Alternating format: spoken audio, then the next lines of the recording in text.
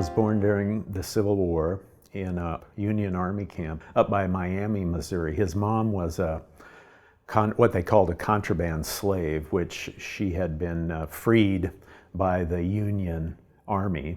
And then she was with them, and she was a cook in the Union Army camp, and Boone was born there. Before he was a year old, he contracted meningitis, and at that time, they thought that the cure for it would be to remove his eyes so that his brain could have room to swell. So they took his eyes out, sewed his eyelids shut. So he was blind from about the age of 6 months. The city of Warrensburg sent him to St. Louis to the School for the Blind.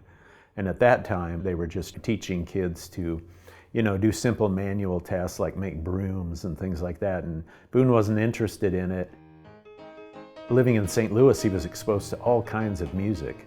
Over time, he became really fascinated with the piano and sort of taught himself to play the piano. He ran away and became kind of an itinerant musician.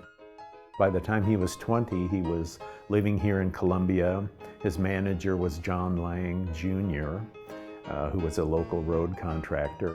In his shows, he would play classical music, he would play popular songs of the time, and he would mix some ragtime and gospel in there too. He wrote his own music. So for about 45 years, really, of his life, he traveled all over the Midwest, and he became really famous. Most people are familiar with the fact that there's a Chickering grand piano that Blind Boone owned at the Boone County Historical Society. We always kind of assumed there were other pianos out there that would have belonged to Boone. We never gave much thought to how to find it or how to acquire it. It's not something that we've ever seen on eBay or anything.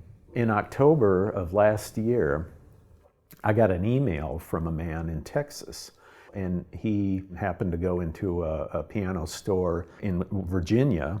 There he saw this really beautiful little studio grand Chickering piano that was built in 1889.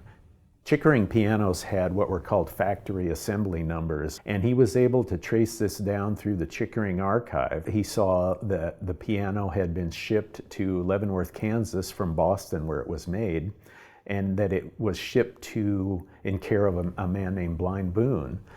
He found us, he sent us the documentation that really proved that it had once belonged to Boone, that we couldn't really let anything like this get away from us. The foundation had the means to pay for half of it ourselves, so we made other appeals to the city and then to the Boone Electric Community Trust, and they helped us fund it, and so now we're in the process of making arrangements to have the piano shipped here. Part of our Office of Cultural Affairs mission is to promote the arts and inspire the public, and we are really excited about this opportunity to bring the piano here into the home. And I think that will be a really great tool to educate the public and hopefully inspire new generations to learn about the life and legacy of Blind Boone, and maybe inspire them to take up their own musical talents and see where that takes them. We want it to be something that can be used and the community has access to. We really want it to be a living part of the community. For us, that's what's important about Boone. It's just his legacy as not only just a musician, but as a human being.